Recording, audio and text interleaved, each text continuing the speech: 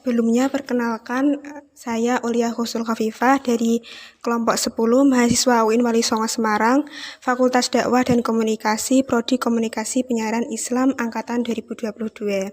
Di sini saya akan menanyakan beberapa hal kepada Bapak. Sebelumnya mohon izin terlebih dahulu untuk menanyakan hal privasi mengenai Bapak. Yang pertama, siapa nama lengkap Bapak? Oh ya, nama saya Pak Nasihin. Ya, biasa dipanggil depan atau belakang. Jadi saya nama adalah Pak Nasihin. Itu aja. Terus di mana alamat lengkap Bapak? Alamat sini itu RT 1 RW 1 Kelurahan Nongko Sawit, di paling ujung desa Nongko Sawit, tapi sing paling ujung utara. Sebelumnya mohon maaf, berapa umur dari Bapak Nasihin? Saya 48, usia 48. Apa profesi atau pekerjaan utama Bapak dan sudah berapa lama Bapak menjalani profesi tersebut? Ya, saya jadi PNS guru di MTS Negeri 1 Kota Semarang, dan sudah ngajar sejak tahun berapa ya? Saya ngajar itu 97 sampai sekarang. Nah, lingkungan kepegawaian ngajar sudah 23 tahun. Masa bekerja itu 23 tahun lah. Kemudian kita akan masuk ke pertanyaan inti. Bagaimana pelaksanaan kegiatan kajian majelis taklim ini? Metode yang digunakan Bapak untuk mengisi majelis taklim apa? Kan kegiatan yang sudah dilakukan itu kan biasanya kan simaan Al-Quran. Terus setelah itu kan ada kajian atau ngaji bareng-bareng, membahas sesuatu lah, membahas suatu tema tertentu yang disampaikan lah. Yang jelas kalau berkaitan dengan metode yang digunakan adalah metodenya itu metode ceramah ya, atau Mauidhatul Hasanah ya. Karena kan sifatnya kan sifat kayak pengajian sing rutin atau pengajian umum. Jadi metode yang digunakan ya Mauidhatul Hasanah atau metode ceramah, karena di situ merupakan salah satu cara atau satu-satunya metode yang pas digunakan untuk kegiatan tersebut. Jadi kita ngaji, hanya sifatnya ceramah, membahas suatu tema tertentu atau tematik, kemudian disampaikan ke jamaah. Jadi metodenya ya Mauidhatul Hasanah atau ceramah, karena memang satu-satunya metode yang bisa digunakan untuk menyampaikan materi tersebut. Selanjutnya, apa tujuan diadakannya kegiatan majelis taklim ini? Oh ya, kan kaitannya dengan ini Ramadan ya. Berarti kan tujuannya itu kan katakanlah untuk karena ini kegiatan yang sudah berjalan lama gitu. Tujuannya adalah untuk mengisi kegiatan atau untuk mengisi bulan Ramadan ini kan, karena sudah sering setiap tahun setiap Ramadan itu pasti diadakan majelis taklim lah. Dalam rangka untuk mengisi kegiatan Ramadan itu dilaksanakan majelis taklim, dan pelaksanaannya itu adalah pada waktu menjelang buka bersama. Jadi masyarakat sambil menunggu buka bersama di masjid, maka dia laksanakan adalah semaan dan majelis taklim tersebut. Untuk selanjutnya, materi apa yang biasanya Bapak sampaikan kepada mat'u? Oke, kalau materi itu kan anu ya istilahnya kayak sifatnya itu kan tematik ya. Tematik itu kan berarti mengkaji satu tema, kemudian disampaikan kepada audien atau pada jamaah dengan mengambil tema-tema tertentu. Karena kita Ramadan itu kan biasanya temanya ya tema ibadah sing sifatnya bisa dilaksanakan. Misal temane sholat tahajud, apa temane nanti sedekah, apa temanya nanti itu adalah bagaimana cara ikhlas, atau temanya adalah berkaitan dengan alam kubur dan sebagainya. Jadi tematik atau satu tema tertentu kemudian didukung oleh hadis, didukung oleh Quran, disampaikan kepada para jamaah yang rawuh di tempat itu dalam rangka apa ya ngenteni atau menunggu daripada waktu berbuka. Terus Selanjutnya, bagaimana cara penyampaian Bapak satu arah atau mungkin dua arah cara di tempat kita itu kan istilahnya kan hanya satu arah, tidak seperti orang kayak kajian diskusi kan enggak, karena ini kan Mau'izatul Hasanah kan otomatis kan hanya satu arah.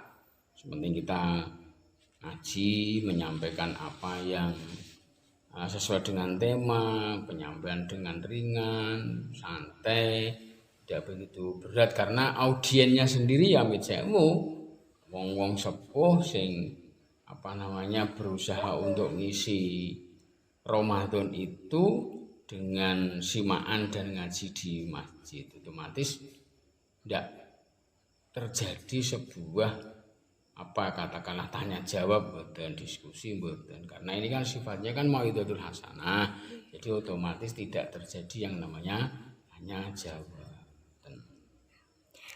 Bagaimana antusias para jamaah dalam mengikuti kegiatan majelis taklim? Nah, saya gini ya Mbak ya. Nah, terus terang saja salut sih kalau di Cepoko itu kan. Salut saya kan begini. Setiap sore sing datang luar biasa. Ada orang 30, 40. Itu kan luar biasa ditambah dengan Amit Sewu lah anak-anak ikut ngaji, terlepas katakanlah itu dia mengikuti orang tuanya, tapi kan paling tidak ada sebuah pendidikan, pembiasaan dari orang tua ke anaknya untuk katakanlah ke masjid, untuk ngaji, untuk simaan dan sebagainya. Nah, saya lihat nah bagi saya tak acungi jempol sih bagus sih nak daerah sana itu. Karena apa? Ya itu tadi. Sing teko 30 40 walaupun orang-orang tua anak cah enom ya biasa, tapi kalau dari sisi setiap hari ini yang datang segitu 30 40 orang kan sudah sangat luar biasa. Artinya begini, karena di sana itu banyak banyak musola dan satu masjid, padahal setiap musola kan ada kegiatan-kegiatan sendiri. Lah sing datang ke situ kan otomatis orang-orang yang ada di sekitar masjid. Nah ini saya yang rawuh kok sampai 30-40 kan berarti kan bagi saya sudah luar biasa bagus, antusiasnya sudah tinggi. Karena apa? Setiap lingkungan ada musola, setiap lingkungan ada musola, dan setiap musola itu ada kegiatan sendiri-sendiri. Kok kemudian di masjid itu kok sing rawuh samono, berarti ya luar biasa dibandingkan Amit Sewu nggih. Kalau misal di sini di tempat saya ini jauh di tempat itu. Untuk selanjutnya, sejauh mana bimbingan agama yang dilakukan pada kajian majelis taklim yang diberikan oleh Pak? Kalau majelis bimbingan ya, kalau bimbingan itu kan harusnya kan banyak komponen. Banyak komponen itu maksudnya begini, banyak person, semua orang harus bergerak. Artinya ini gini, saya katakanlah ngaji di situ. Itu kan artinya kan karena ada pihak-pihak yang memang betul-betul dia berkepentingan bagaimana katakanlah masyarakat di sekitar itu Amit Sewu mengalami peningkatan dalam hal ibadah mengisi Ramadan itu. Lah Kalau yang berkaitan dengan itu tadi yang ditanyakan tadi, itu kan berarti kan semua pihak ya berjalan, tidak hanya saya. Kalau misal saya ngisi majelis taklim itu kan mengikuti takmir, mengikuti katakanlah BKM yang ada di situ, stakeholder yang ada di situ, kok semangatnya tinggi ya mesti ada semangat tinggi. Tapi tak akoni kalau di pokok itu ya bagus Mbak, karena apa siji minggon banner aja sudah tulisannya warna-warna, bahkan sampai amit saya kan orang luar ya, sampai diminta untuk ke sana itu kan berarti kan memang takmire kan mempunyai semangat yang tinggi gitu, untuk melaksanakan kegiatan majelis taklim ini. Terus Kemudian adakah perilaku jamaah yang berubah setelah mengikuti majelis taklim yang Bapak? ini, nah cara sederhananya gini kan, karena para jamaah yang jauh ya wong sepuh-sepuh itu kan cara untuk penyampaian itu kan sesuatu sing ringan-ringan wae. Sing ringan-ringan, sing sederhana, di mana orang tersebut setelah ngaji itu bisa melaksanakan. Mungkin banyak hal sing amit sewu belum banyak diketahui. Contoh gini.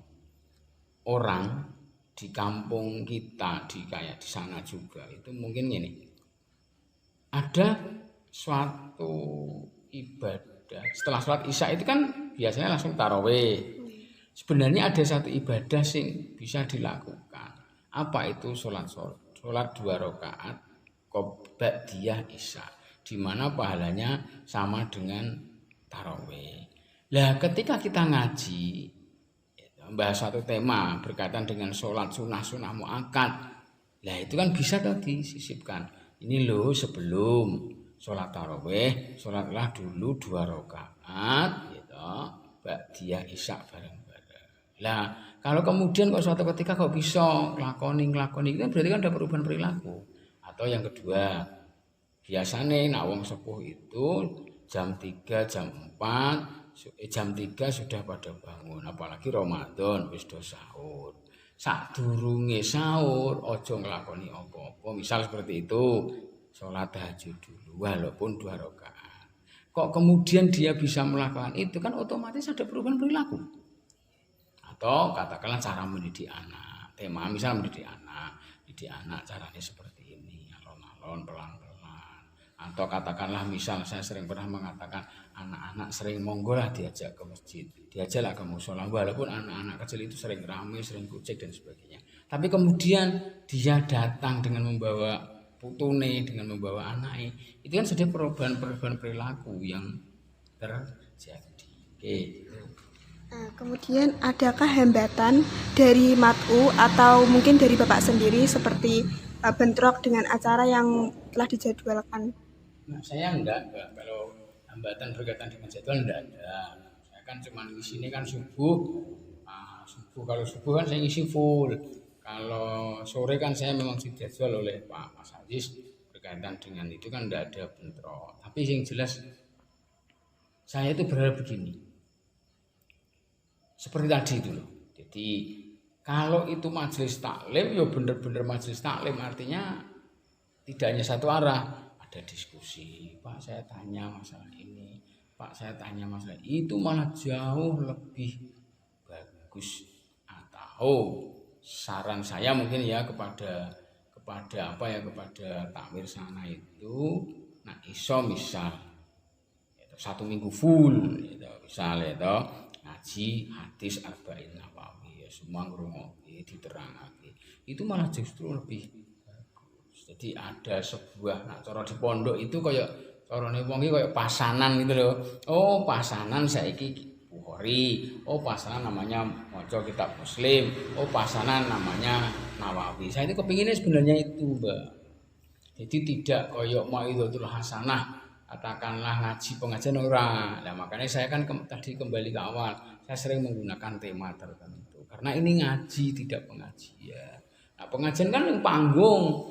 Oh ya itu semalur ngidul nyutan ngulon. Tapi kalau ngaji itu kan ada tema tertentu khusus. Makanya saya itu berharap mungkin suatu ketika nantilah, oh misal ngaji arba'in nawawi, oh ngaji kitab Muslim, oh ngaji kitab ini.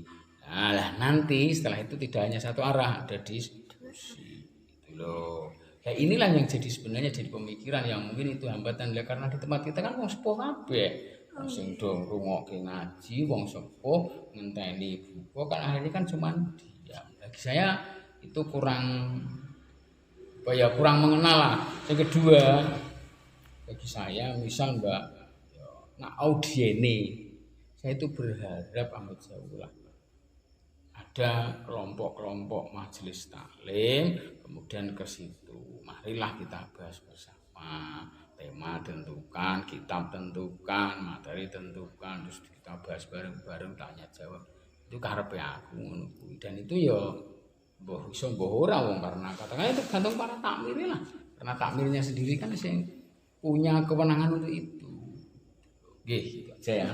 Nah, ini untuk pertanyaan terakhir, apakah ada pesan yang ingin disampaikan dari Bapak untuk penonton dan teman-teman selama bulan Ramadan? Ya, nak suruh saya kan gitu. Carilah kegiatan yang positif, yang bersifat keilmuan. Nah, suruh saya gitu aja. Jadi ngisi Ramadan itu paling penting adalah dengan keilmuan. Jadi pendekatannya adalah tidak hanya menjauh pahala ibadah yang orientasinya adalah pahala, tetapi adalah diisi dengan keilmuan. Artinya begini, kalau orang itu diniati kok menjauh ngaji, itu kan dapat dua, dapat pahala ya dapat, ilmu ya dapat. Tapi kalau katakanlah kita hanya mencari pahala tok, ya sudah selesai, ilmu ndak ada gitu loh. Makanya saya pesan saya gitu, gawe kegiatan. Ingat saya toh, kegiatan-kegiatan sing sifatnya kajian keilmuan. Jadi cara ngisi Ramadan seperti itu. Tidak hanya pendekatan pahala, tapi juga pendekatan keilmuan. Nah, pendekatan keilmuan itu kan kita itu kan dua, yo itu ilmu, yo itu pahala. Jadi kita pulang itu sudah mengantongi dua hal gitu. Yo ngantongi ilmu, yo ngantongi ganjaran. Tapi kalau katakanlah misal hanya pendekatannya pahala kan kita pulang cuma itu ganjaran dong. Ilmu tidak dapat. Lah, saya berharap teman-teman muda marilah bentuk-bentuk majelis taklim, undang kiai, nanti kon ngaji apa, temanya apa. Jadi kembali ke awal tadi, nak poso kuwi nak iso kayak majelis taklim to. Oh, ngajine pokoke saiki misal kitab Arba'in Nawawi seminggu penuh ngaji. Nanti minggu depan apalagi ngantek kata ilmu entuk, ganjaran entuk, poso pun tidak terasa segera mungkin selesai itu Mbak. Itu ya. Sudah baik, terima kasih atas waktu yang Bapak diberikan.